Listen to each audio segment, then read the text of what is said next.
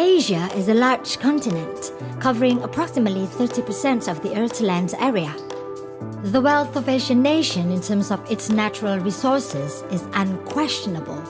It is also the world's most populous continent, with roughly 60% of the total population. Asia is increasingly the center of the world's economy. By 2040, the region could account for more than half global GDP. Despite its potential, Asia is the most disaster-prone region in the world. Nearly 45% of the world's natural disasters occur in the region. Natural disasters have taken the lives of millions of people throughout Asian history. In the current century, the total damage of Asia's natural disasters costed $1 trillion. Do you want to stand still and look away while the problem is there? We should be saving nature and people, changing minds, and reinforcing our future. In order to make that happen, the solution can't be done by itself. It needs to involve the government, academician, industry, community, and media. The impact of natural disasters are complex and have broadly affected, experiencing temporary halts in some production sectors. This reinforced the negative impact on exports from the global economic slowdown, further undermining private sector confidence. The major causal sequence that caused by natural disasters require us to be aware and prepare as a whole. Therefore, we need to build a bridge. We need to tumble down walls. We need to collaborate and integrate. We want to make the connection works. How to work it out? Through this event, we are inviting stakeholders from all over the world to participate in disaster risk reduction. Adexco will deliver an international scale exhibition, high-level conference, education program, and joint exercise. Disasters affected a lot of things. Therefore, Adexco will engage disaster management from many perspectives. Asia Disaster Management and Civil Protection Expo and Conference will be held in GI Expo Kemayoran, Jakarta, and start doing your part today. Visit us on www.adexco.id. Take a chance, make a change.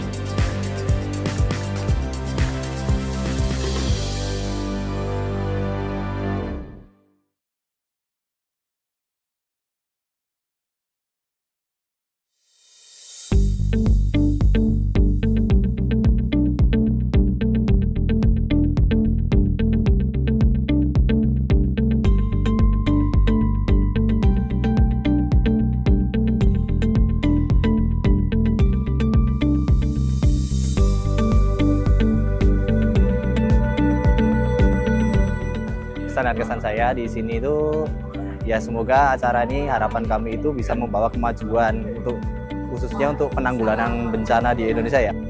Banyak sekali relasi-relasi yang bisa kita dapatkan gitu ya di perusahaan-perusahaan dan corporate yang baik itu dari swasta maupun di government gitu ya. Ketemu hal-hal yang seru sebenarnya, dan karena saya tertarik teknologi, saya terutama teknologi drone ya, jadi ketemu teman-teman di ASTA, jadi bisa lihat nih perkembangan teknologi drone nggak cuma dari luar, ternyata dari Indonesia juga sudah makin berkembang, baik untuk pertanian, baik untuk pemetaan dan lain sebagainya.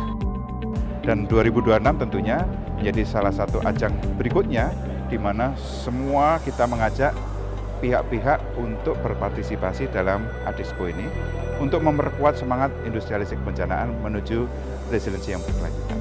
Sampai jumpa di Adexco 2026.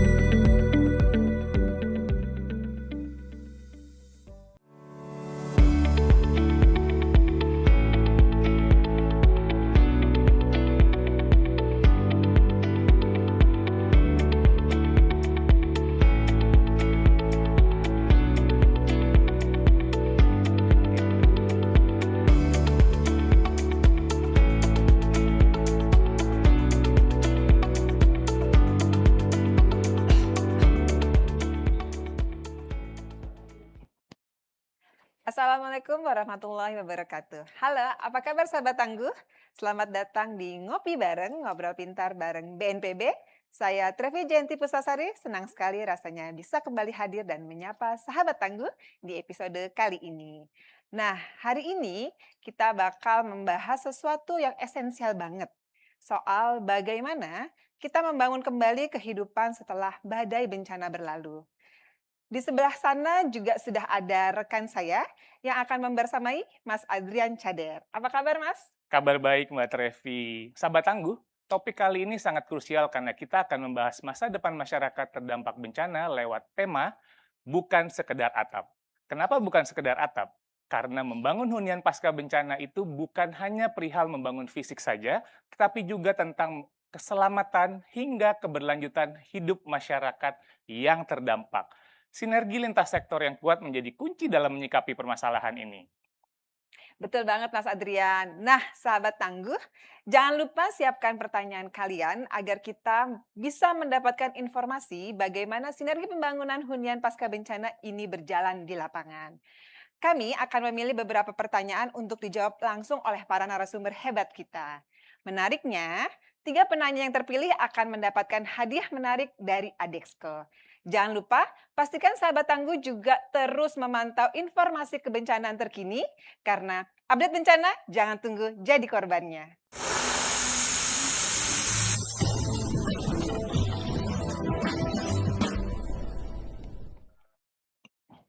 Sahabat tangguh, memulihkan kehidupan pasca bencana itu bukan sekedar membangun sebuah atap.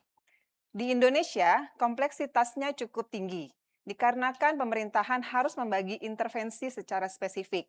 Ada hunian sementara untuk kedaruratan, hunian tetap untuk relokasi zona merah, hingga dana stimulan rumah tahan gempa atau RTG, yang semuanya bertumpu pada satu prinsip utama, build back better and safer. Setuju banget Mbak Trevi. Ini bukan hanya sekedar hunian, namun bagaimana memulihkan kehidupan pasca bencana dengan mempertimbangkan aspek sosial ekonomi. Diharapkan pemulihan yang dilakukan bisa optimal dan dapat mendukung keberlanjutan mata pencarian masyarakat. Dalam hal ini, pendataan juga menjadi elemen penting agar pembangunan hunian pasca bencana tidak tumpang tindih dan tepat sasaran.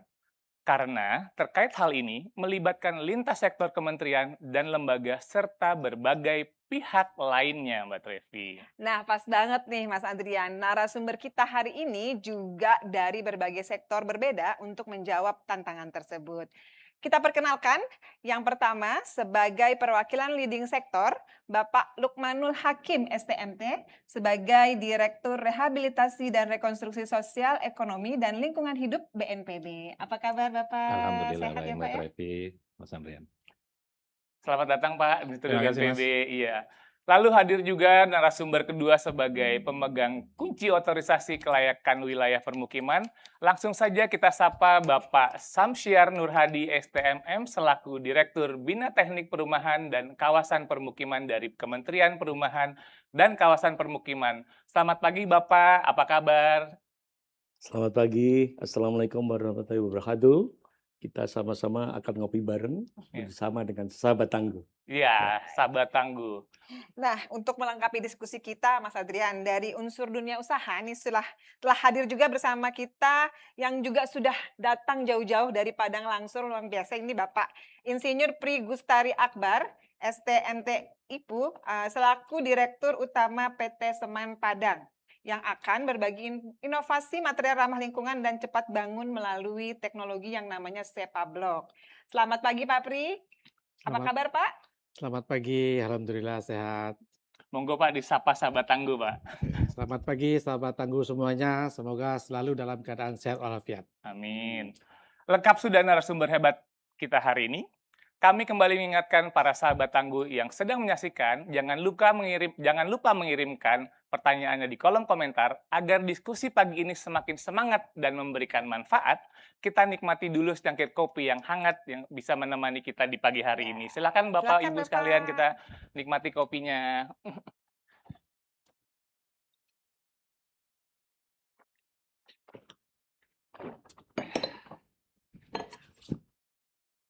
Kita langsung mulai aja ya Mas Adrian ya. Silakan, Mbak Kita Trevi. mulai dari Pak Lukmanul Pak.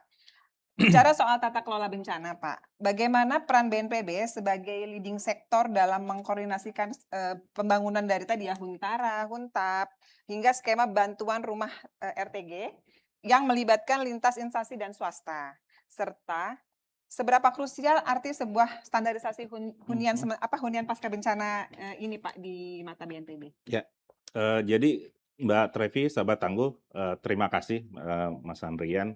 Kalau kita berbicara terkait dengan peranan BNPB, tentu kita memahami di fase rehabilitasi rekonstruksi kedeputian RR ini menjadi leading sektor dalam mengkoordinasikan pemulihan pasca bencana. Nah, lebih khusus lagi bagaimana kita mengkoordinasikan hunian sementara, hunian tetap itu kita mulai mengawal sejak proses pendataannya. Jadi hulu datanya itu di pemerintah daerah, tetapi proses verifikasi tingkat kerusakannya itu dikawal oleh BNPB. Sehingga ini untuk memastikan tingkat kerusakan itu sesuai. Dan ini tentunya akan menjamin akuntabilitas pelaksanaan di masa yang akan datang. Karena semuanya bersumber pada validitas data. Data yang valid tentu akan berpengaruh pada keberhasilan pelaksanaan hunian tetap nantinya. Nah, dengan dasar data ini yang setelah tervalidasi dan terverifikasi juga melibatkan lintas sektor, ada BPS, kemudian nanti kita menetapkan skema intervensinya. Ada 2 skema yang kita tetapkan. Yang pertama itu adalah relokasi yang sifatnya komunal atau terpadu yang diampu oleh teman-teman dari Kementerian PKP. Kemudian untuk yang sifatnya in situ atau membangun kembali di rumahnya yang rusak, di lahan yang rusak, atau relokasi yang mandiri atau dibangun di lahan pemilik masyarakat itu dilaksanakan oleh BNPB. Nah, tentu juga kita mendorong pihak-pihak non pemerintah untuk berpartisipasi dan ini berdasarkan apa yang sedang terjadi saat ini di beberapa daerah khususnya bencana Sumatera ini sudah ada beberapa pihak yang memang berkontribusi untuk pembangunan hunian tetap. Jadi fungsi koordinasi BNPB ini benar-benar kita harus jalankan sehingga memang pelaksanaan pembangunan huntap ini bisa terkoneksi dan terpadu dengan baik. Jadi kuncinya adalah data, kemudian nanti intervensinya kami monitoring pelaksanaannya, kemudian nanti kami evaluasi dalam setiap fase-fase yang krusial untuk perlu diperhatikan. Kalau kita bicara standarisasi pembangunan, tentu standarisasi ini penting untuk memastikan bahwa itu spesifikasinya sudah sesuai dengan apa yang ditetapkan oleh pemerintah dalam hal ini di PP nomor 16 tahun 2021 terkait bangunan gedung. Ini untuk rumah konvensional itu harus tahan gempa. Kemudian inovasi-inovasi lain, kami mendorong pihak-pihak swasta ini untuk mulai berinovasi dengan membangun tipe-tipe rumah instan yang setelah mendapatkan clearing dari Kementerian PU itu bisa dibangun sebagai bagian dari intervensi pembangunan hunian tetap pasca bencana. Sehingga standarisasi ini tentu menjadi acuan pelaksanaan pembangunan huntap, bagaimana spesifikasinya seperti apa, kemudian tentu mengakomodasi kearifan lokal yang ada di masyarakat dan tentu saja pelibatan sumber daya yang ada di daerah, baik tenaga kerjanya maupun material-material lokal setempat. Mungkin secara singkatnya seperti itu Mbak Trevi. Ya.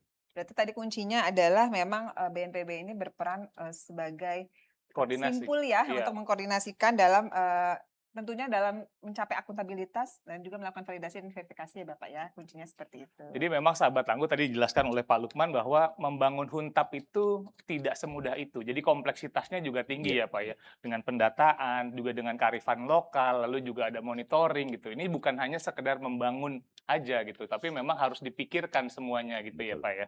Nah sekarang saya ingin beralih ke Pak Samsiar nih Pak. Tadi sudah disampaikan oleh Pak Lukman dengan segala kompleksitasnya ya Pak ya. Dalam konteks pembangunan hunian pasca bencana Pak, bagaimana sebenarnya peran dan mekanisme pelaksanaan dari Kementerian PKP sendiri? Itu yang pertama Pak. Ya.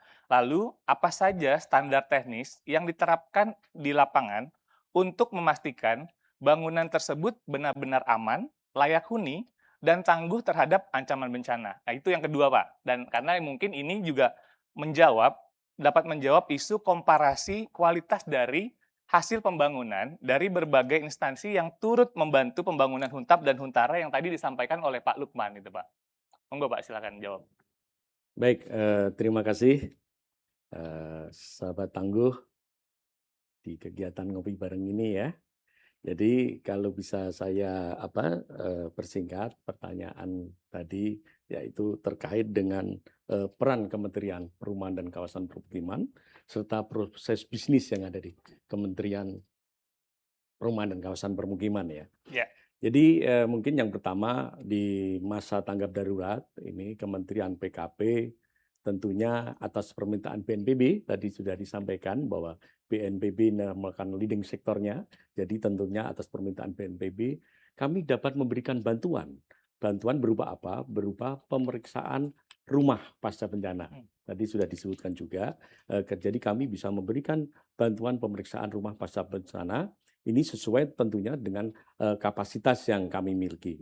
Jadi perlu dikoordinasikan peran kami ini di samping kementerian lain ya serta pemerintah daerah dalam hal apa? Dalam hal melakukan pemeriksaan terhadap kondisi rumah untuk memastikan masyarakat bisa tinggal pada rumah di tempat yang aman tentunya.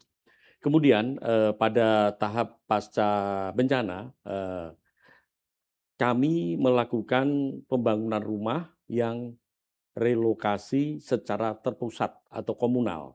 Jadi sudah cukup jelas BNPB melakukan pembangunan huntara, huntap, tapi in situ yang dibangun di daerah asal, daerah di lahan semula dan juga komunal yang dilakukan secara mandiri. Akan tapi Kementerian PKP ini akan membangun hunian tetap yang terelokasi secara pusat komunal. Nah, ini sesuai dengan regulasi di kementerian kami berdasarkan Permen PKP nomor 10 tahun 2025 yang diturunkan lagi melalui juknisnya yaitu di surat edaran Dirjen TKPR Tata Kelola dan Pengendalian Risiko nomor 5 tahun 2025 itu tentang petunjuk teknis mengenai rumah khusus.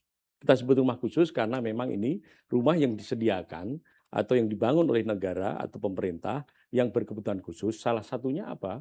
Kebutuhan khusus itu yaitu yang penanganan pasca bencana ini. Nah, gambaran umum proses bisnis ini adalah kami menerima permohonan proposal bantuan. Ini proposal dari Pemda ya. Kemudian kami lakukan verifikasi juga. Ada verifikasi administrasi dan juga verifikasi teknis. Kemudian menetapkan pembangunan rusun tersebut tentunya sebelum pembangunan kita akan melaksanakan perencanaan teknis, kemudian melakukan proses pengadaan. Dan ini Bapak Menteri selalu berpesan kepada kami jajarannya bahwa kita harus bukan hanya sekedar membangun, kita harus perhatikan tata kelola yang baik dan benar. Nah itu, ini terbukti di dalam penanganan kita selalu minta pendampingan dari BPKP terkait pengadaan, kita juga minta pendampingan konsultasi dengan LKPP. Kemudian di tahap perencanaan, lalu pengadaan dan pembangunan, kita akan melakukan monitoring dan evaluasi, juga pengawasan. Itu. Kemudian yang kedua terkait standar teknis tadi. Standar teknis. Nah, standar teknis ini standar teknis yang diterapkan ini kami mengacu regulasinya di PP 16 tahun 2021 bahwa untuk rumah konvensional atau rumah pasangan bata terkekang dan kami juga menggunakan teknologi rumah yang sudah dinyatakan lolos clearing ya dari Kementerian PU seperti rumah instan RISA ya, panel struktur knockdown itu. Secara prinsip kami melakukan pembangunan rumah layak huni di mana harus memenuhi aspek keselamatan. Aspek keselamatan ini apa? Harus memenuhi aspek struktur rumah. Struktur rumah yaitu kolom, sloop, balok ini harus terpenuhi ya. Kemudian aspek apa? Aspek kesehatan. Aspek kesehatan ini terkait dengan apa? Dengan pencahayaan, penghawaan yang mendapat pencahayaan sebesar 10% dari luas yang terlayani, misalkan luasan lantai kamar ini tentunya perlu pencahayaan. Bukan hanya pencahayaan, di situ ada penghawaan, 5% dari luasan. Kemudian hal yang lain apa juga terkait dengan sanitasinya, serta kecukupan ruang. Nah, kecukupan ruang ini untuk satu orangnya minimal 7,2 meter persegi. Gitu. Oke. Ya, jadi memang perencanaan teknisnya tuh udah ada ya, Pak, ya. Jadi Ya, juklak-juknisnya sudah jelas dan sudah ada peraturannya regulasinya. sudah ada, Ya, regulasinya juga sudah ada, dan juga mempertimbangkan aspek keselamatan juga tadi yang Bapak sampaikan sampai sirkulasi udara betul. penghawaannya juga memang sudah Ya, tertuang dan sudah oh, jadi memang sudah holistik dipikirkan semua ya, ya, Pak, ya, ya. ya. Menarik ya Pak Sadrin, Iya, ternyata sudah sebegitu detailnya, komprehensif ya untuk komprehensif ya. diaturnya, dijaga kualitasnya, sampai juga tidak hanya membuat peraturan, tapi juga melakukan pemeriksaan langsung dan pengawalan ya, memonitoring selama proses pembangunan rumah-rumah tadi. Betul, karena memang itu rumahnya akan ditempatkan oleh masyarakat yang Iya, betul. terdampak, Jangan sampai ada gangguan lain atau risiko lain ya, resiko lain. karena rumah itu dibangun tidak sesuai standar gitu ya. Betul. Nah, ini menarik nih kalau tadi sudah bicara dari segi peraturannya, prosesnya begitu ya, keterlibatan bagaimana PKP di dalam kedaruratan, kita geser ke dunia usaha ya. Bagaimana material-material yang digunakan ini pastinya kan tidak dari pemerintah ya. Iya, Kita lari ke kita tanya ke ininya, ke salah satu narasumber kita. narasumber kita dari dari Semen Padang ya Pak ya. Bagaimana kontribusinya nih Pak dalam apa namanya untuk memenuhi tadi ya Pak ya, memenuhi yang disebutkan Bapak standar keamanan, kemudian peraturan-peraturan lainnya, kesehatannya juga gitu ya. Sebenarnya dari PT Semen Padang apakah ada inovasi yang dilakukan, dikembangkan gitu ya Pak ya, untuk memenuhi standar tersebut gitu, apakah kalau tidak salah ada namanya teknologi SEPA Block ya Bapak ya. Nah ini mungkin bisa diceritakan Bapak, bagaimana, eee, prosesnya, kemudian, bagaimana, Teknologinya. teknologinya gitu ya, yang pernah dilakukan, mungkin best practice juga untuk di Sumatera ini mungkin ya Pak ya. Silakan Bapak bisa di-share kepada sahabat Tangguh. Ya, terima kasih. Jadi kalau kita berbicara inovasi yang sudah dilakukan di Semen Padang dan Semen Indonesia, itu sudah ada inovasi untuk ikut berkontribusi terhadap pemulihan rumah pasca bencana ini. Nah, inovasi ini sebenarnya sudah dimulai sejak tahun 2020 di Semen Padang, kemudian di tahun 2024 itu dikembangkan lagi oleh Semen Indonesia. Nah, SEPA Block ini sendiri sebenarnya adalah salah satu bahan bangunan untuk dinding, itu untuk pengganti batu bata yang menggunakan teknologi interlocking antar batanya sendiri atau antar bricknya. Nah, ini memberikan keunggulan dia pertama itu tuh lebih ramah pada gempa karena dia bersifat interlocking dan juga mempunyai elastisitas, artinya tetap pada saat terjadinya gempa itu lebih memberikan waktu untuk proses evakuasi bagi penghuni rumah tersebut. Nah, kemudian juga SEPA Block ini sendiri dia ramah lingkungan karena proses pembuatannya juga tidak menggunakan pembakaran. Di sini proses penggunaannya adalah menggunakan sistem pressure dengan high pressure.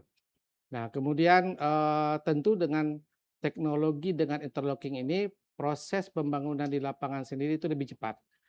Rata-rata pembangunan satu rumah untuk tipe 36 itu membutuhkan waktu sekitar 20 hari atau bahkan sampai 30 hari. Nah, ini tentu dengan demikian biaya yang dibutuhkan untuk membangun menggunakan SEPA Block ini itu lebih efisien dibandingkan apabila kita menggunakan bahan-bahan konvensional yang sudah kita kenal sebelumnya. Nah, kemudian untuk instalasinya sendiri lebih mudah kita menggunakan dengan SEPA Block karena memang SEPA Block itu mempunyai rongga-rongga yang mana rongga-rongga tersebut dapat digunakan untuk sebagai instalasi, apakah itu instalasi listrik ataupun instalasi air di dalamnya. Nah, kemudian juga karena dia sifatnya sama dengan konvensional lainnya, dia lebih cocok untuk digunakan sebagai bahan bangunan pada daerah-daerah yang mempunyai akses yang minim. Nah, SEPA Block ini sendiri ini sudah kita lakukan sejak 2020 dan sudah banyak rumah-rumah yang kita bikin. Awal-awalnya kita tahun di 2023 sampai dengan tahun 2025 kita sudah mendirikan rumah bantuan itu sebanyak 77 unit itu di Sumbar dan juga Jambi. Kemudian juga rumah subsidi itu sudah ada 194 unit. Kemudian juga rumah komersil juga ada sebanyak 11 unit. Kemudian juga ada bangunan bertingkat, kemudian juga ada sekolah dan fasilitas umum yang menggunakan juga teknologi SEPA Block ini. Nah, terkait dengan huntap pasca bencana hidrometeorologi yang terjadi di tahun lalu, ini sudah ada menggunakan SEPA Blok seperti di Kadin itu sudah 10 unit dan sudah selesai semuanya. Kemudian juga ada Buddha Suci itu rencananya 500 unit dan itu sudah berjalan sampai dengan saat ini. Kemudian juga ada Danantara sebanyak 83 unit, dari BNPB juga, kemudian juga dari Pemko Padang Panjang juga sudah ada. Nah, totalnya itu tuh sudah 913 unit. Ya, dan yang sudah selesai itu sekitar 260 unit dan semuanya masih on progress sampai saat ini. Nah, adapun pabrik yang sudah kita miliki di Semen Padang dan Semen Indonesia itu sudah ada di beberapa lokasi. Di Indarung sendiri itu kapasitas kita sudah bisa membuat sebanyak 120 unit rumah per bulan. Kemudian juga ada di Narogong pabrik kita ya itu ada 60 unit per bulan, kemudian juga ada di Batang di Jawa Tengah itu 60 unit per bulan, di Gresik, kemudian juga sampai juga di Kalimantan Timur di Samarinda juga kita sudah ada pabrik untuk membuat SEPA Blok dan juga di Makassar juga sudah ada. Sehingga Semen Indonesia dan Semen Padang memang betul-betul ingin berkontribusi lebih banyak dalam penanganan rumah hunian huntap khususnya pasca bencana ini. Luar biasa Mas Adrian. Jadi tadi saya mencatat banyak sekali keunggulannya ya. Tidak saja ramah gempa, tapi juga ramah lingkungan. Kemudian Kecepatan. pembangunannya juga cepat ya. 20 hari ya Pak ya. 20 hari luar biasa. Ini hemat biaya juga berarti nih kalau Iya. pakai Iya. tukang kan ya. Biaya tukang menjadi sangat minim. Kemudian instalasinya juga mudah. Instalasi mudah sehingga makanya itu cepat ya. Kemudian juga mobilisasinya juga mudah karena mungkin tidak berat ya Pak ya. Ininya apa namanya? Materialnya gitu. Jadi itu menjadi beberapa keunggulan dari SEPA Blok. Iya, memang inovasi ini luar biasa sekali ya. Memang kecepatan penanggulangan pasca bencana itu menjadi salah satu kunci untuk keberlanjutan masyarakat untuk hidup lebih build back better tadi, Mbak. Iya, betul. Dan tentunya saver, ada savernya. Yes. Nah, sahabat Tangguh, itu tadi sesi pertama dari obrolan hangat kita bersama para narasumber luar biasa. Sebelum kita lanjut ke sesi diskusi berikutnya, yang pastinya makin berisi nih daging semua, mari kita simak bersama tayangan video berikut ini.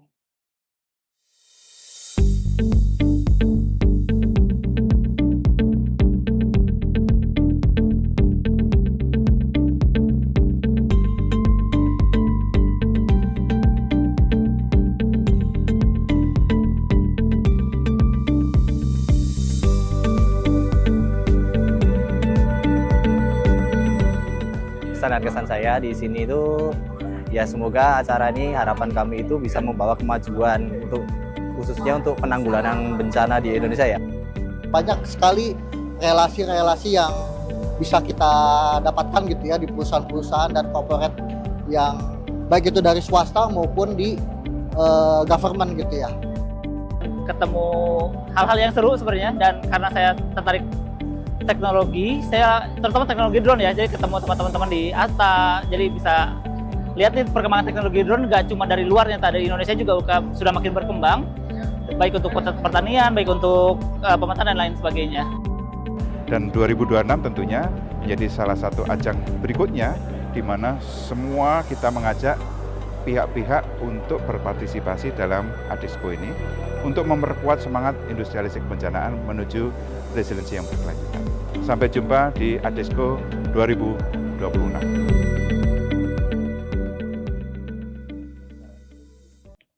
Sahabat Tangguh, kita kembali melanjutkan perbincangan hangat kita di Ngopi Bareng, Ngobrol Pintar bareng BNPB. Tadi di sesi pertama kita sudah membahas banyak hal luar biasa, mulai dari bagaimana strategi BNPB mengorkestrasi koordinasi pemulihan lintas sektor, ketatnya standarisasi teknis tata ruang dan Kementerian PKP demi hunian yang layak dan aman, hingga komitmen dunia usaha melalui inovasi material taktis SEPA Blok dari PT Semen Padang. Dari diskusi sesi pertama tadi, kita bisa melihat bahwa sinergi ini adalah fondasi utama dalam mewujudkan prinsip build back better and safer.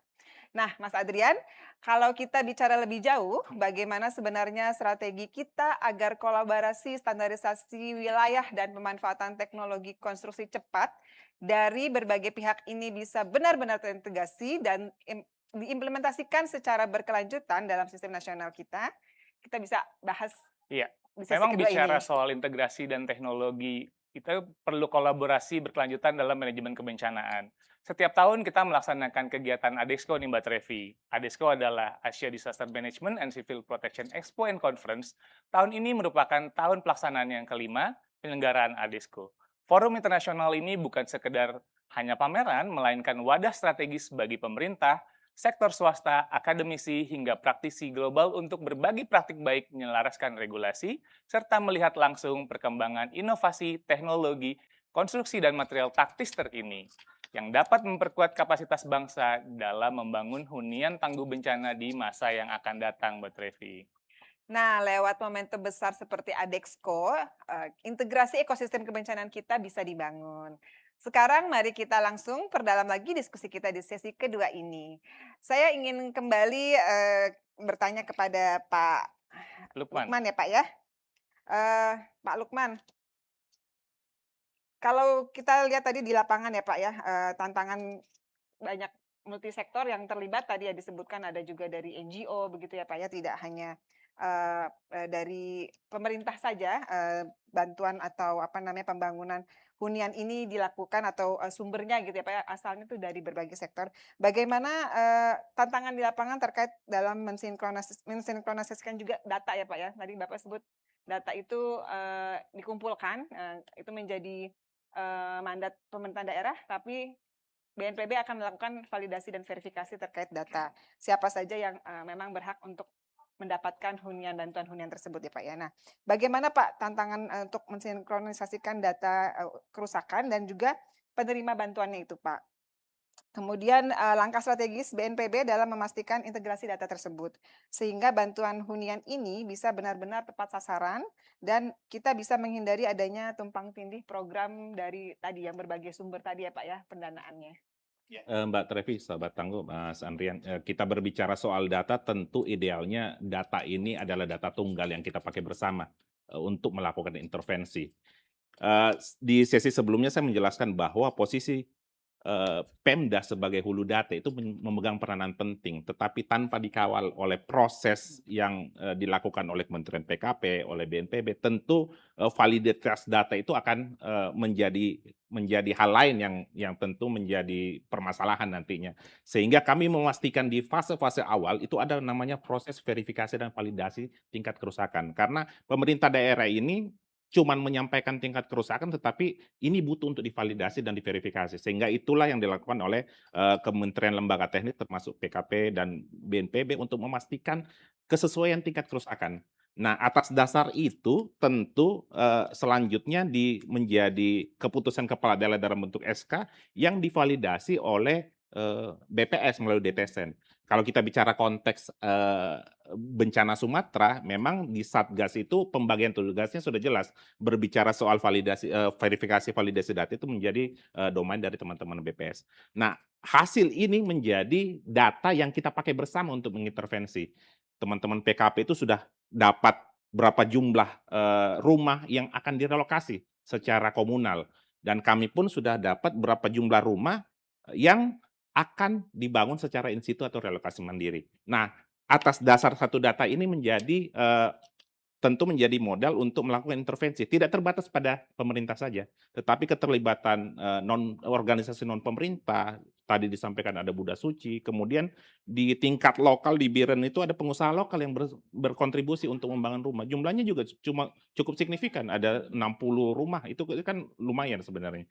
Nah, itulah tugas BNPB untuk memastikan ini tentu kita mengikuti prosedur yang sudah ada. Kalau validitas data, tingkat kerusakan itu memang sudah diatur di pedoman teknis yang dikeluarkan oleh Mendagri selaku Ketua Satgas, sehingga itu menjadi pedoman kita bersama dalam melakukan tingkat kerusakan. Nah, mungkin itu Mbak Trevi, sahabat tangguh, bagaimana kita memastikan itu mengikuti prosedur yang sudah ditetapkan sebelumnya. Jadi mungkin tantangannya adalah lagi-lagi koordinasi dan kolaborasi itu ya Pak ya, Betul, antar lintas betul. baik apa namanya sektor pemerintah. Satu lagi mungkin Mbak Trevi, kita itu berbicara bencana Sumatera itu memang masif ya. Ya. sebaran kerusakan, luasan wilayah itu sangat berpengaruh pada tingkat kecepatan kita melakukan verifikasi dan validasi, termasuk akurasinya ada di situ. Karena kalau kita berbicara kondisi di lapangan, ada yang jarak antar kecamatan pun bisa sampai 3-4 jam.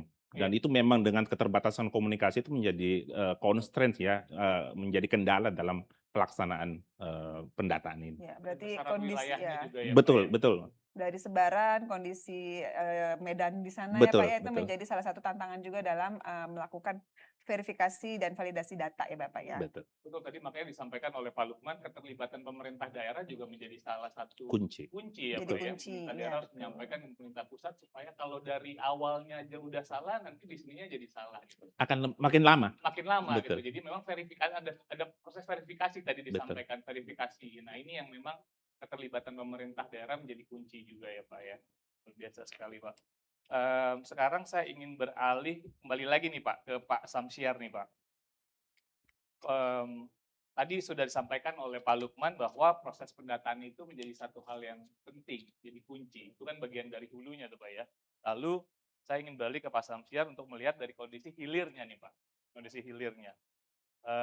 Kita memahami betul Pak, realita di lapangan pada saat merelokasi warga, terdampak itu kan dinamikanya pasti luar biasa sekali ya Pak ya, dengan kondisi yang ada gitu. Bukan hanya kebutuhannya hunian aja ya Pak ya, logistik dan lain-lain gitu ya. Saya ingin pertanyaannya begini Pak,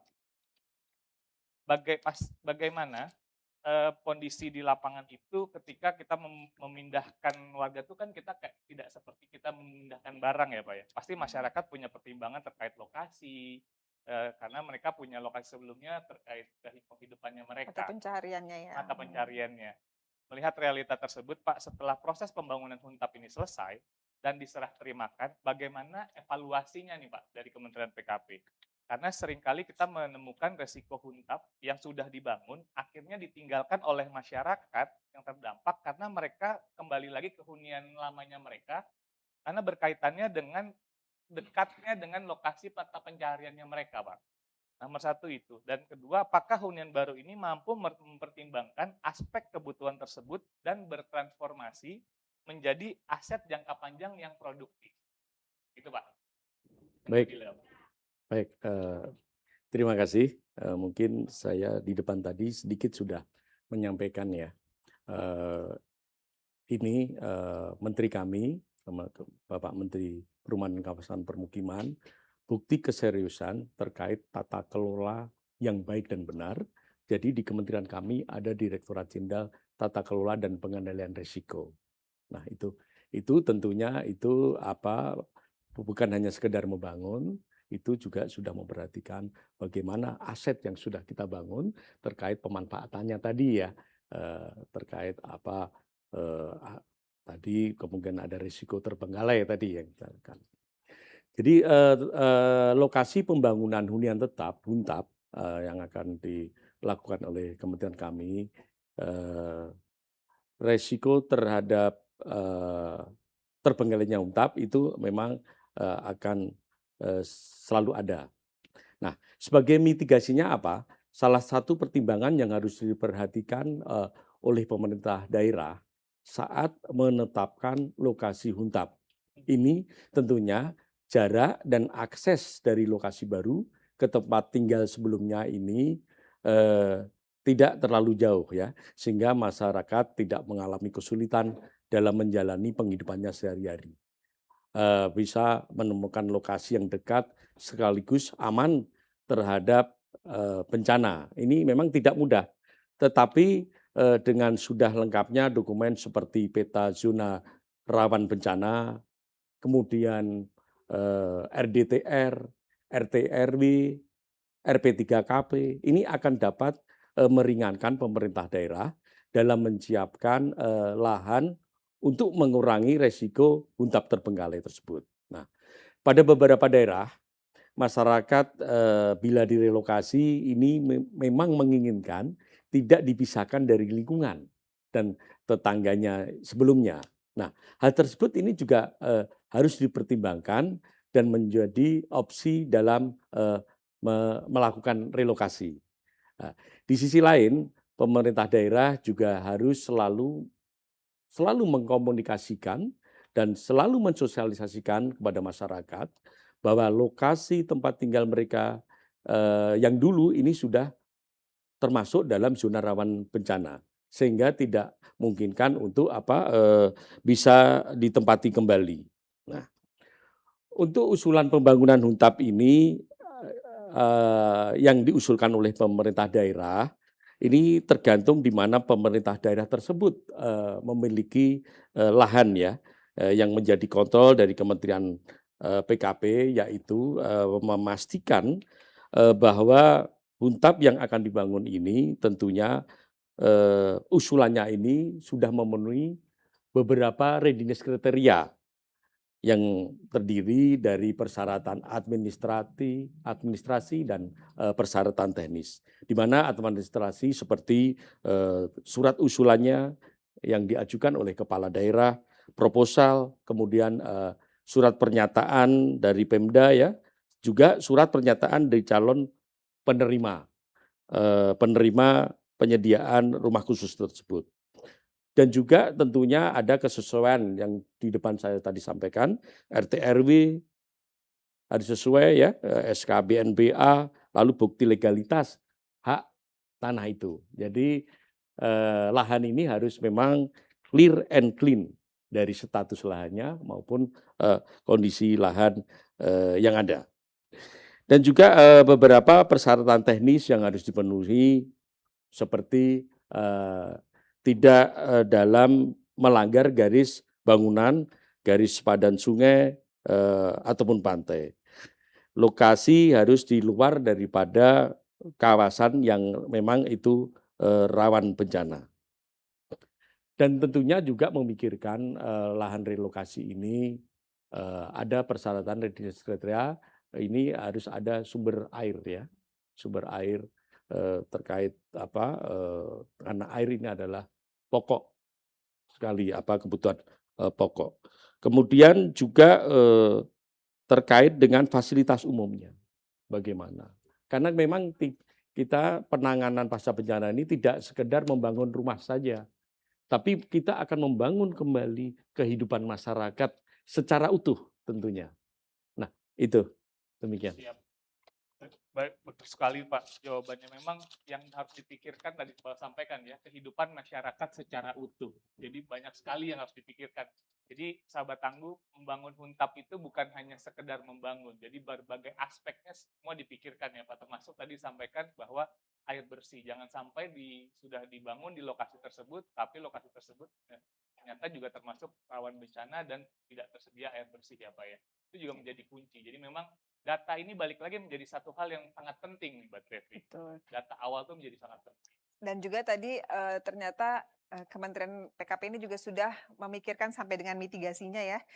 Ada edukasinya, ada sosialisasi terkait acuan tata ruang tadi, penggunaan atau pembangunan rumah-rumah Huntap tadi berdasarkan bagaimana kerawanan zona lahan yang akan dibangun Huntap ini. Jadi memang itu juga jadi kunci untuk sosialisasi terhadap masyarakat ya. Keterlibatan lintas sektor itu benar-benar harus benar-benar kuat menyampaikan terhadap masyarakat.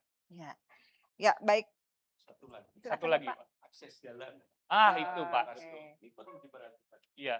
Karena kita harus membuka jalan. Iya. Sehingga masyarakat yang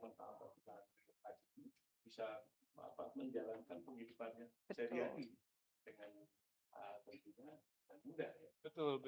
Ya kalau tidak akses jalannya kurang baik ya pastinya enggan ya tinggal di rumah baru ya Pak ya, karena untuk infrastruktur pendukung ya. Betul. Infrastruktur pendukung itu jadi penting ya Pak ya. Ya, kita beralih kalau tadi sudah sangat baik ya dari upaya yang dilakukan PKP dalam mempertimbangkan segala aspek untuk pemenuhan supaya rumah itu tidak terbengkalai oleh penghuni yang mendapatkan bantuan Huntap. Kita bergeser ke dunia usaha. Pak Pri dari PT Semen Padang, Bapak, bagaimana di lapangan Pak, tantangan-tantangan yang dihadapi tadi Bapak menyebutkan ada 900 ya Pak ya, untuk di Provinsi Sumatera Barat saja, saat ini sudah 200-an rumah terbangun. Nah ini tantangan-tantangan apa Pak yang dihadapi oleh dunia usaha dalam pemenuhan kebutuhannya, kemudian juga eh, adakah solusinya Pak untuk tadi mungkin bagaimana memenuhi kebutuhan tadi yang sangat banyak, dan biasanya masyarakat kan namanya rumah menjadi kebutuhan pokok kita ya semua ya, sehingga perlu segera untuk bisa menempati dan membangun kehidupan mereka kembali. Silakan Bapak. Ya, baik. Setelah berjalan beberapa tahun ini dengan sudah selesainya lebih dari sekitar 200 unit rumah yang kita bangun, dari total sekarang ini masih berjalan 913 unit. Memang beberapa tantangan atau kendala yang kita temui di lapangan itu antara lain adalah akses. Nah, untuk daerah-daerah yang memang agak terpencil, sebenarnya kita untuk mengirim produk kita ke lokasi tersebut itu tidak menjadi masalah, karena itu bisa diangkut dengan mobil-mobil kecil. Ini layaknya juga dengan bahan bangunan konvensional sebelumnya.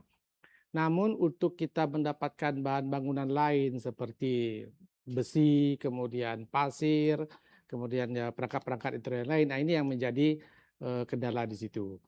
Nah, untuk tenaga kerja sendiri, kita kan juga sudah melakukan sosialisasi terhadap produk kita Sepablok ini.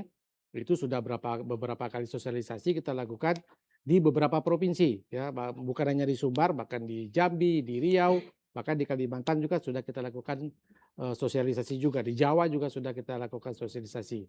Nah, kita juga melakukan edukasi ataupun pelatihan terhadap tukang-tukang. Nah, sehingga untuk di daerah-daerah yang terpencil, kita menggunakan tenaga kerja lokal yang kemudian kita latih, kemudian kita didik selama 2 hari dalam untuk mengenal produk Sepablok ini sendiri, bagaimana cara pemasangannya, bagaimana cara melakukan pengukurannya sehingga dia betul-betul dibangun secara tepat. Nah, itu kita lakukan edukasi terhadap tukang-tukang. Nah, ini sudah berapa kali kita lakukan di beberapa provinsi. Nah, kemudian pada saat dilakukan pembangunan juga kita dampingi, ya, didampingi awal-awal itu tuh agar proses pekerjaan di lapangan itu memang sesuai dengan spesifikasi teknis yang kita inginkan, sehingga rumah tersebut dapat dibangun dengan semestinya sesuai dengan standar yang sudah kita tetapkan. Nah, tentu dalam hal ini tantangan kita adalah akses kita ke situ, kemudian juga kadang-kadang lokasi itu kan juga belum belum proper, ya. Katakan beberapa lokasi pernah kita temukan begitu hari hujan itu banjir.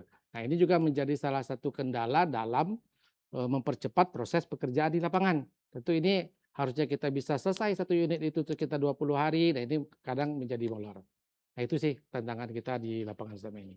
Ya, jadi tadi akses ya, yang tadi juga Mhm. menyambung dari memang infrastruktur pendukung itu menjadi kunci juga bagaimana kecepatan Membangun hunian ya, pembangunan hunian ini terlaksana seperti itu ya. Kemudian juga cuaca ya, kondisi cuaca itu juga mempengaruhi bagaimana kecepatan dalam pemenuhan pembangunan hunian tetap Tapi ada yang ini. menarik Pak, satu hal tadi Bapak sampaikan, Bapak mengedukasi terhadap tukang-tukang. Itu edukasinya hanya 2 hari, berarti sebenarnya itu mudah sekali ya Pak yang Ya, jadi ini kalau kita lihat di kehidupan kita sehari-hari ini seperti Lego.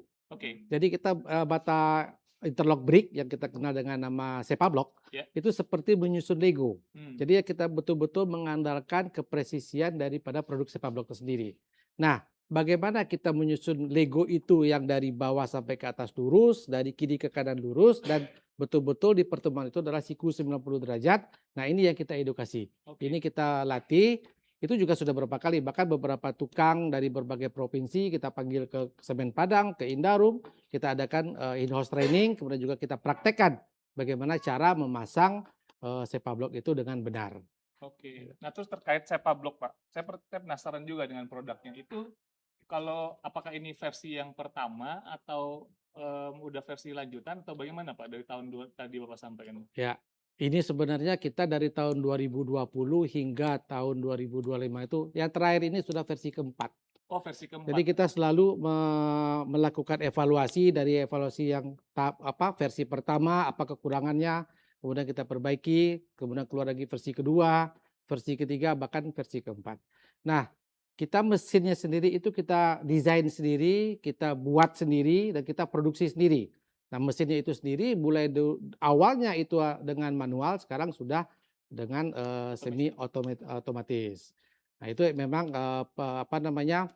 bagaimana kita inovasi-inovasi terhadap sepak blok ini betul-betul kita kembangkan sehingga pada hari ini sudah masuk ke versi keempat untuk produknya, dan untuk mesinnya juga sudah versi yang ketiga malah. Oh, Nah, pabrik-pabrik kita yang di Jawa itu di Narogong, kemudian di Batang sampai ke Kalimantan itu mesinnya kita desain sendiri, ya kita buat sendiri, kita kirim ke situ. jadi efektivitasnya udah mulai meningkat ya Pak ya dari versi pertama ya, termasuk mesinnya untuk produksi juga ya Pak ya. Iya, dan saat ini pun kita masih melakukan inovasi untuk mesinnya sendiri. Mesinnya. Ya, bagaimana kita akan membuat mesin produksi itu yang lebih cepat, sehingga untuk pemenuhan kebutuhan di lapangan itu lebih dapat kita penuhi secara Luar massal. biasa sekali research and development-nya ya, Iya. berulang terus evaluasi, inovasi, evaluasi, Untuk Ya, inovasi. menjawab betul. tantangan yang ada tadi, kecepatan untuk membangun Huntap itu ya Pak Ya. ya. Iya. Ya, Bapak-bapak, narasumber, kita masuk ke sesi tanya jawab untuk berinteraksi langsung dengan para sahabat tangguh. Ya, kami mengundang sahabat tangguh untuk menyampaikan pertanyaan di kolom chat. Nanti akan ada 3 hadiah menarik bagi 3 penanya terpilih. Syaratnya jangan lupa untuk melakukan pre-registrasi ya. Sepertinya udah ada pertanyaan dari sahabat tangguh nih Mbak Trevi. Pertanyaan pertama ditujukan ke Pak Samsiar nih Pak. Pertanyaannya, bagaimana memastikan hunian yang dibangun tidak hanya cepat selesai, tetapi juga aman dan tahan terhadap resiko bencana berikutnya. Lalu, teknologi atau inovasi apa yang saat ini paling menjanjikan? Mana tadi pertanyaannya? Ini, oh hilang pertanyaannya. Sebentar ya sahabat tangguh ya.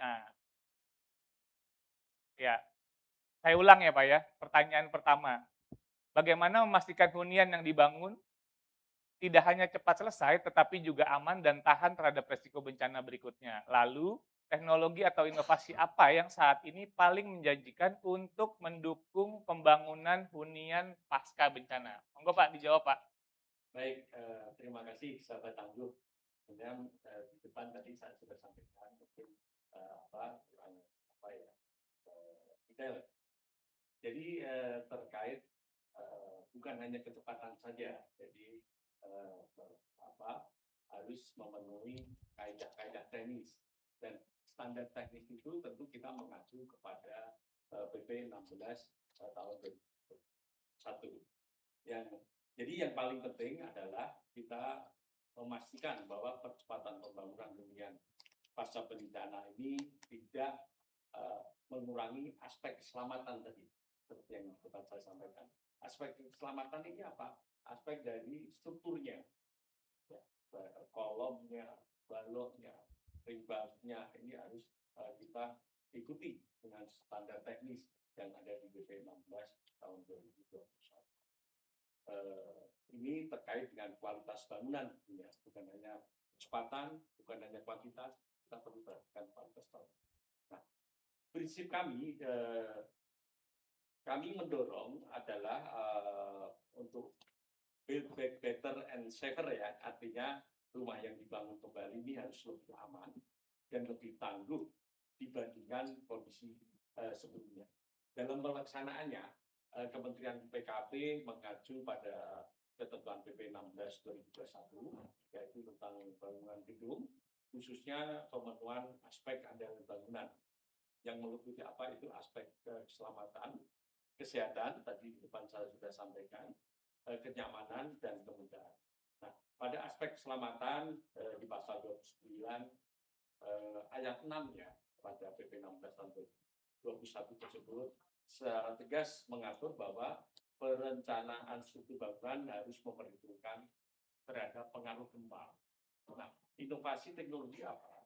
Itu yang sudah akan kami lakukan pembangunan di 3 provinsi ini ya, yang di Sumatera Barat, Sumatera Utara, dan Aceh. Ini kita menggunakan teknologi RISA. Ini sudah lolos clearing test oleh KPU bahwa ini tahan gempa, ya, bisa dilakukan dari waktu juga cepat, dan ini Risa ini penggunaannya sudah dari tahun 2004. Di erupsi Gunung Semeru, tapi di Cianjur. Dan ditambah lagi tadi dari Semen Padang, yaitu inovasi teknologi Sepablok. Dan Sepablok ini memang sudah clearing test. Ya. Jadi itu ya, sahabat Tangguh yang sudah menyampaikan pertanyaan kepada kami. Jadi secara tegas di PP 16/2021 itu mengatur bahwa perencanaan struktur bangunan harus memperhitungkan pengaruh gempa. Rencana ini sesuai dengan tingkat risiko gempa dan tingkat dari kinerja struktur tadi. Artinya apa? Artinya seluruh komponen bangunan, mulai dari bawah ya, dari fondasi, lalu kolomnya, dari balok, dari join, sambungannya, hingga struktur atap dan instalasi kelistrikan. MEP, mechanical, electrical, plumbing, ini harus dirancang dan dibangun sesuai dengan standar teknis yang dilakukan. Ini didukung dengan perhitungan infrastruktur yang memadai serta tentunya pengawasan konstruksi yang baik. Mungkin saya bisa ulangi lagi, Bapak Menteri kami selalu menekankan tata kelola yang baik dan benar tadi. Ya. Jadi bukan hanya membangun saja, kita juga tentunya pasca selesai dilakukan pembangunan ini tentunya dari aspek pemanfaatannya. Bagaimana pemanfaatan data itu aset yang pemanfaatan. Tetap terus dipantau ya Bapak ya, bagaimana? Ya betul. Ya. Itulah sahabat Tangguh jawaban dari Pak Samsyar. Jadi semuanya tuh segala aspek sudah dipikirkan, ya. Ya. Ini ada pertanyaan kedua Bapak dari sahabat Tangguh untuk Bapak Lukman. Apa tindak lanjut dari BNPB setelah menerima kajian kelayakan hunian tetap atau huntara dari Badan Geologi, Pak? Karena biasanya untuk penentuan lokasi tadi Bapak menyebutkan, Pak Syamsar menyebutkan lokasinya biasanya berdasarkan ketersediaan lahan ya Pak ya dari pemerintah daerah ya. Tapi setelah itu ada beberapa proses juga yang dilakukan. Nah, salah satunya adalah melakukan konsultasi kepada Badan Geologi karena Badan Geologi ini banyak sekali menjadi wali data dari jenis-jenis bencana, dia longsor, gempa bumi seperti itu ya. Bagaimana Pak? Baik, terima kasih sahabat Tangguh atas pertanyaannya. Pertanyaan bagus sekali karena ini terkait dengan sinergi juga dengan kementerian lembaga lain.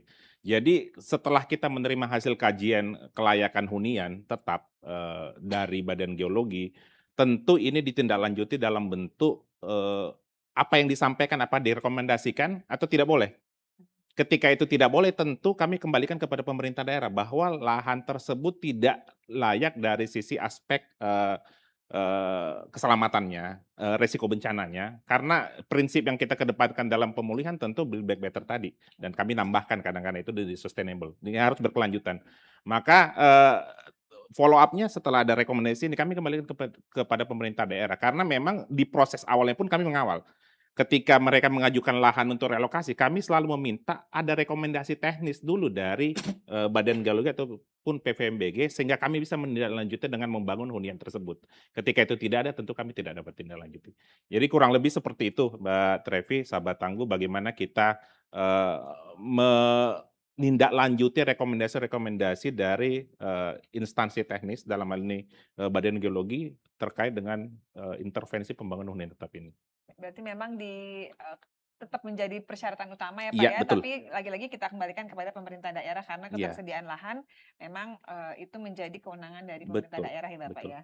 Kadang-kadang yang menjadi masalah sebenarnya bukan hanya untuk lahan relokasi terpadu ya Pak. Relokasi mandiri tentu menjadi lebih masalah pelik karena dia terpencar.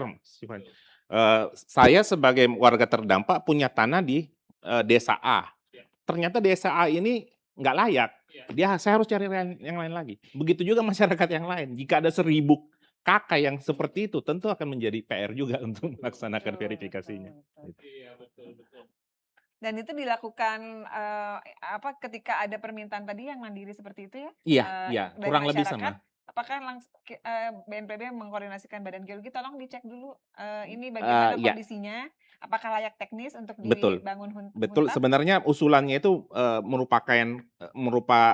apa ya, satu kesatuan dokumen yang diusulkan kepada kami, tetapi kami membantu pemerintah daerah untuk percepatannya. Jadi begitu ada usulannya, kami juga langsung berkomunikasi dengan Badan Geologinya bahwa itu butuh percepatan. Karena kalau konteksnya pasca bencana selalu butuh percepatan, Iya, gitu. kajiannya harus lebih cepat. Betul ya. Betul, betul. Jangan sampai apa yang menjadi ketetapan atau keputusan itu ternyata membawa resiko Baru. Betul. baru gitu, dan bisa jadi malah lebih besar seperti itu ya kan, karena bencana yang sifatnya geologi ini memang datangnya tidak seperti katakan banjir ya, yang setahun mungkin bisa naik turun berapa kali gitu, tapi jangka panjang. Nah ini kadang-kadang yang warga suka abai gitu, tapi kita perlu memberitahukan bahwa berdasarkan data, berdasarkan pendekatan saintifik bahwa itu memang tidak layak dan seperti apa, dan nanti mereka bisa mempertimbangkan untuk mendapatkan solusi lain gitu ya, alternatif untuk keselamatan mereka juga tentunya. Betul. Yang menarik tadi kalimat katanya adalah keberlanjutan. Ya, sustainability. betul, betul, betul. Ada pertanyaan lanjutan? Oke, ini pertanyaan yang ketiga, pertanyaan dari sahabat Tangguh nih ke Pak Pri nih Pak. Bagaimana standar spesifikasi material yang ditetapkan oleh pemerintah untuk pembangunan huntara atau huntap agar aman dari resiko bencana susulan, misalnya gempa bumi? Monggo silakan dijawab Pak. Ya, produk kita yang dikatakan Sepablok ini kan merupakan produk bata interlock brick ya. Artinya dia menggunakan sistem interlock. Nah, di sini saja kita dari sisi produk dia sudah bisa dikatakan lebih aman ataupun lebih ramah gempa. Nah, kemudian di dalam struktur bangunannya, di dalam kita ada, kalau pondasi itu sudah menjadi hal yang utama ya. Kemudian ada kolom dan juga ada slope. Nah, antara kolom dan kolom itu per meternya kita ada besi tulang. Besi bertulang yang dari arah bawah ke atas. Jadi secara vertikal ada besi bertulang sejarak 1 meter. Kemudian nanti ke atasnya itu juga ada besi bertulang per 1 meter. Sehingga dari pondasi itu sampai ke atap itu sudah ada 4 slope. 4 slope di situ. Yang paling bawah, kemudian di tengahnya ada 2, kemudian di atas. Sehingga satu dinding itu sudah berbentuk anyaman besi bertulang itu per jarak 1 meter. Nah ini tentu sudah bisa dikatakan ini lebih tahan atau lebih ramah daripada gempa. Dan dari uji siklik ini pun sudah lolos dari tahap uji sikliknya. Kemudian dari sisi dari sisi safety-nya ya, keamanannya. Kemudian dari sisi kenyamanan, Sepablok ini sudah melewati uji resistansi termal. Artinya dia lebih bisa menahan radiasi panas dari luar. Sehingga kalau kita berada di dalam rumah yang dibangun dengan Sepablok ini, itu lebih sejuk. Karena panas dari luar itu tidak serta-merta masuk ke dalam rumah. Karena dia lebih menahan temperatur atau radiasi dari luar. Nah, sehingga kita sudah memenuhi aspek daripada keselamatan, kita juga sudah memenuhi aspek daripada kenyamanan tempat tinggal itu sendiri. Sehingga memang sangat layak ini rumah ini dibangun sebagai hunian tetap. Artinya dia tidak akan berlanjut, umurnya akan lebih panjang. Ya, artinya pada saat menginisiasi inovasi Sepablok ini sudah mempertimbangkan peraturan-peraturan yang berlaku tentunya Pak ya, Oh ya terhadap sudah. hunian tahan gempa, sehingga ya, ketika jadi materialnya itu pastinya sudah bisa menjawab apa tadi, keamanan, kenyamanan, kesehatan, seperti itu ya Pak ya. 2 kalimat kata kuncinya tuh tadi Mbak Trevi. Aspek keselamatannya dipikirkan dan aspek kenyamanannya juga dipikirkan. Iya, betul. Itu kepada PP 16 tahun 2021. Iya. Iya.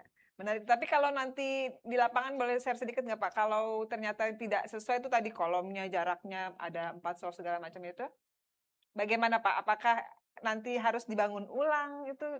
Oh itu kita kan memang ada, makanya dari awal-awal itu tuh kita terhadap tenaga kerja tuh tukang-tukang itu kita kawal. Ya, kita pastikan aspek itu tuh memang harus terpenuhi. Ya, makanya kalau misalnya memang tidak ada kecocokan itu kita reject lagi, kita bangun ulang lagi. Memang udah sesuai harus dengan standarnya. Ya. Benar-benar QC, QA-nya itu dijaga sekali ya Pak Dijaga ya. sendiri. Artinya nanti bangunan ini, rumah ini kita serahkan kepada penghuninya sudah dapat menjamin bahwa rumah ini sudah aman dan nyaman. Untuk pembangunan lebih itu pun juga memungkinkan ya Pak ya. Memungkinkan, memungkinkan. Jadi rumah sepa blok ini pun sangat memungkinkan untuk dikembangkan. Misal kita sudah bangun dengan tipe 36, kemudian ada penambahan, itu sangat memungkinkan. Rumah tumbuh Tumbuh namanya, iya. disebutnya ya. Baik. Ya, baik. Terima kasih banyak kepada seluruh sahabat tangguh yang sudah begitu antusias mengirimkan pertanyaan. Selesai sudah sesi tanya jawab kita hari ini yang memberikan banyak sekali perspektif baru. Bagi 3 penanya yang tadi terpilih, jangan lupa untuk menghubungi admin dan tunjukkan bukti akun YouTube yang digunakan, serta bukti telah melakukan preregistrasi. Sebelum kita tutup obrolan kita hari ini, kami memohon nih Pak kesediaan dari para narasumber untuk bisa menyampaikan closing statement berupa pesan maupun harapan kepada sahabat tangguh. Mungkin bisa dimulai dari Pak Lukmana. Ya, sahabat tangguh. Jadi saya berangkat dari topik talk show kita pada pagi hari ini, bagaimana hunian itu tidak hanya sekedar atap dan dinding. Ya, kalau kita lihat terminologi asing mungkin di bahasa Inggris, antara house dan home itu berbeda. Kenapa narasi yang dibangun adalah hunian? Karena yang ingin kita bangun adalah tidak hanya aspek fisik, tapi di situ ada rasa aman, ada rasa nyaman, kemudian aspek keselamatan dan harapan tentu untuk memulai penghidupan yang baru. Tetapi ini semua tidak akan berguna kalau misalnya kolaborasi, sinergi itu tidak berjalan. Kalau kita bicara dampak bencana yang masif, itu BNPB sendiri, PKP sendiri itu tidak mampu. Untuk itu mesti dikeroyok istilahnya. Karena yang constraint kita adalah waktu, karena semakin lama masyarakat mendapatkan hunian, maka semakin besar resiko mereka yang masih tinggal di huntaranya. Sehingga ini menjadi penting untuk kita sinergikan, untuk kita laksanakan secara bersama-sama. Mungkin itu dari kami.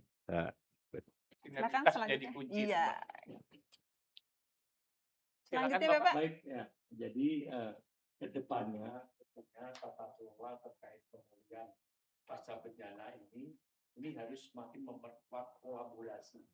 Apa tadi yang disampaikan Bapak? Keroyokan ya, kolaborasi seluruh pihak yang terlibat. Baik itu pemerintah pusat, pemerintah daerah, BNPB, BPBD, pihak industri, akademisi, dan tentunya masyarakat itu sendiri. Pemulihan pasca bencana ini tidak hanya tentang membangun kembali rumah yang rusak, tetapi juga tentang bagaimana kita membangun kembali kehidupan masyarakat secara umum. Dalam penyediaan hunian pasca bencana, kita harus memastikan bahwa setiap proses ini dapat dilakukan secara cepat, tepat sasaran, dan juga tetap memperhatikan aspek keamanan serta keberlanjutan, sustainable. Hunian yang dibangun harus berada di lokasi yang aman dari ancaman bencana, memiliki akses terhadap infrastruktur dasar, fasilitas umum, serta mendukung keberlangsungan mata pencarian masyarakat. Kementerian PKP bersama seluruh pemangku kepentingan akan terus mendorong perencanaan yang lebih baik, memfasilitasi pemerintah daerah dalam kesiapan lahan yang lebih mampu, pemanfaatan data, dan informasi kebencanaan yang semakin akurat, serta penguatan sinergi lintas sektor agar proses pemulihan dapat berjalan lebih efektif. Harapan kami, setiap proses relokasi dan pembangunan hunian pasca bencana tidak hanya menghasilkan rumah yang layak huni saja, tetapi juga kawasan permukiman yang produktif dan mampu meningkatkan kualitas hidup masyarakat dalam jangka panjang.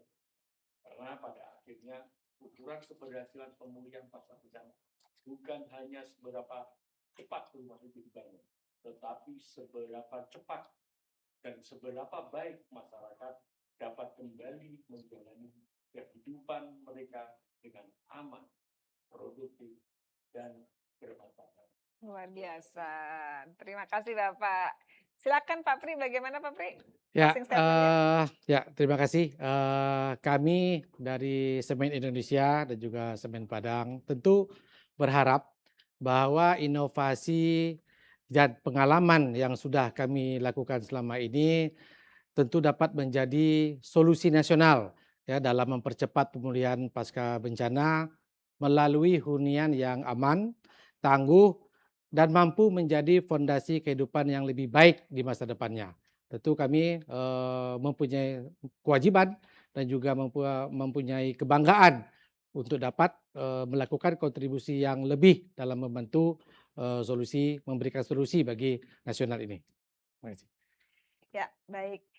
Sahabat Tangguh, tidak terasa kita sudah di penghujung acara. Terima kasih yang sebesar-besarnya kepada Pak Lukman, Pak Syamsyar, dan Pak Pri. Dan juga tentunya sahabat Tangguh yang telah setia menyaksikan. Semua obrolan kita hari ini memberikan perspektif dan pemahaman baru mengenai pentingnya sinergi dan inovasi dalam membangun hunian pasca bencana yang aman serta berkelanjutan. Jangan lupa catat dan daftarkan diri kalian pada Adesco 2026 di J-Expo Kemayoran pada tanggal 9 sampai 12 September 2026. Untuk pembaruan berita seputar kebencanaan dan inovasi teknologi terbaru, silakan langsung follow media sosial resmi BNPB Indonesia dan adesco.id. Terus saksikan Ngopi Bareng, Ngobrol Pintar bareng BNPB, karena update bencana jangan tunggu jadi korbannya. Saya Trevi. Dan saya Andrian. Kami pamit undur diri. Wassalamualaikum warahmatullahi wabarakatuh. Salam sehat, salam tangguh.